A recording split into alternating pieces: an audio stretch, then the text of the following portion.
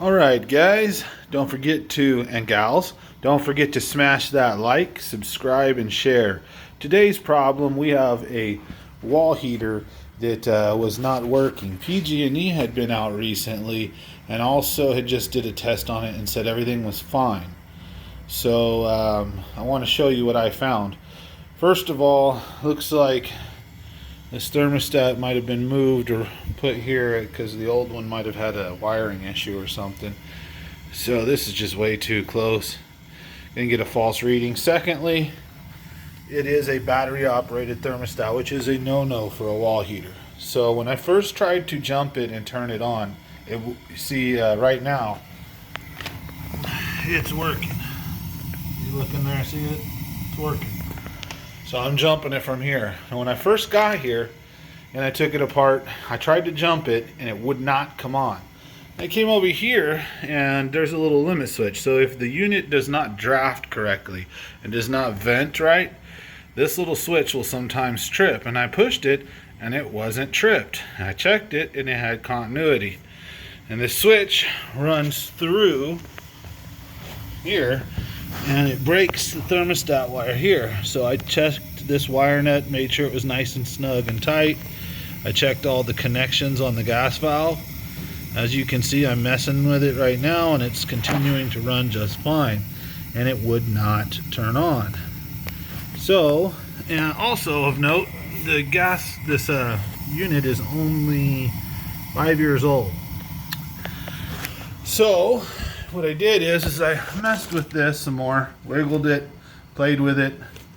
I noticed that this wire was smashed. If you see right there, you can see it's smashed.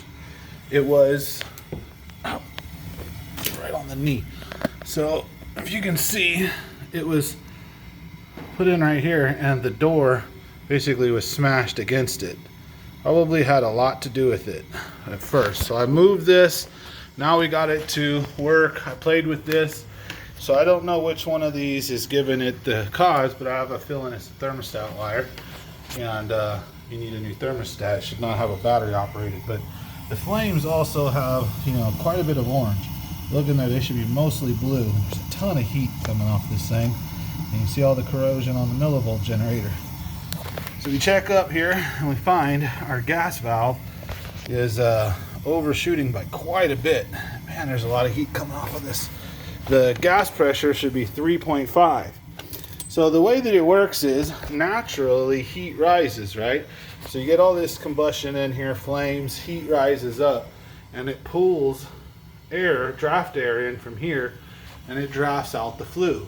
Now if the flue is, on this is especially a newer unit, if the flue is not long enough, what happens is the hot gases shoot up, they rise up and they hit that flue cap and it kind of like hits it and then back pressures. And so the heat backs up. And that switch right there is a safety switch that is supposed to turn it off in case it does not draft right. And so in order to draft correctly, you have to have a minimum of 12 feet from this spot all the way up to the roof. And you want to go usually even a little bit more. And with the gas pressure as high as it is right now, we're even having more heat. So we're having excess heat fly up this thing. So for one, the flue on the roof probably needs to be extended a few more feet to allow the fumes to kind of slow down and drift out instead of just go whack and hit the top of the flue cap, and there's only a hole like this big all the way around in a circle that the gases have to escape. So if the gases rise up too fast, they hit that top and then they start to back pressure inside of the system. And so this is just way too high a gas pressure for natural gas. Completely unacceptable. PG&E, usually they are much better than this. I am very surprised that a PG&E guy did not catch this. So this is what determines whether some units, especially on like a forced air unit, stuff like this determines whether your brand new $5,000, $10,000, $20,000 system works, say 10, 12 years or 20, 25. So we're going to take this and we're going to get our flathead screwdriver right in there And we're going to dial this back until we hit 3.5. It's super too high. So let's get in there.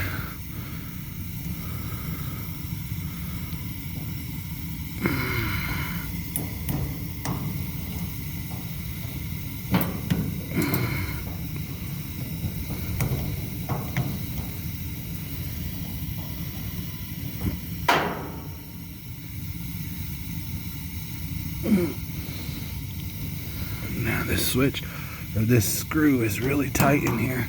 Does not want to turn. It's almost stripping. I'm getting it there slowly but surely. Oh, and there's so much heat coming out of this thing. It's burning my hand from here. Ah, it's too hot. There's just way too much heat radiating out of this thing. Okay, so we're gonna get this down to 3.5, and you guys remember what those flames look like. Now you're gonna see there's gonna be a lot less orange, or should be a lot less orange inside of there.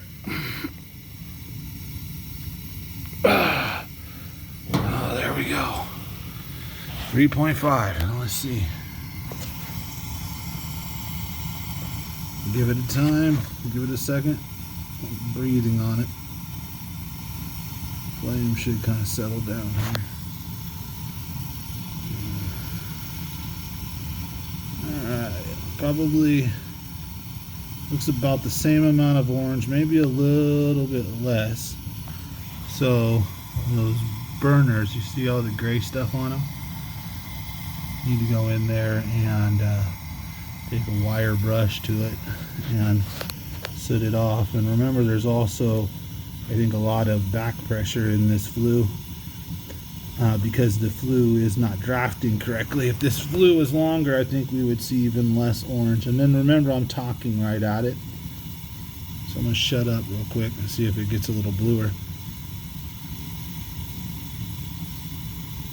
Front door is also open. Let me go close that and see if that makes a difference here. So I'm gonna leave you guys looking at this. Let's go close that door so we don't have a draft.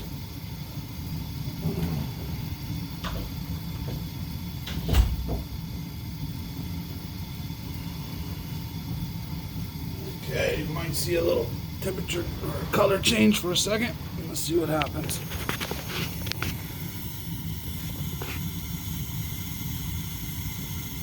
Oh, pretty unique.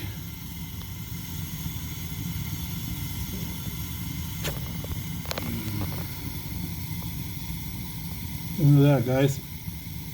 Close the front door, and that blue, the orange, starts to go away a bit.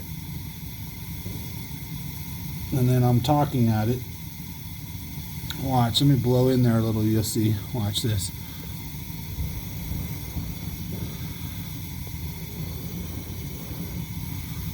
You hear that and you see that? I'm blowing very lightly from about 2 feet away, almost 3 feet away. So that's how draft and air is, you know, it affects the flame. So now we've got our gas pressure set to 3.5 and the unit is working as it should. I'm going to recommend that we replace the thermostat wire because of this, and that we put a normal thermostat, not a battery operated.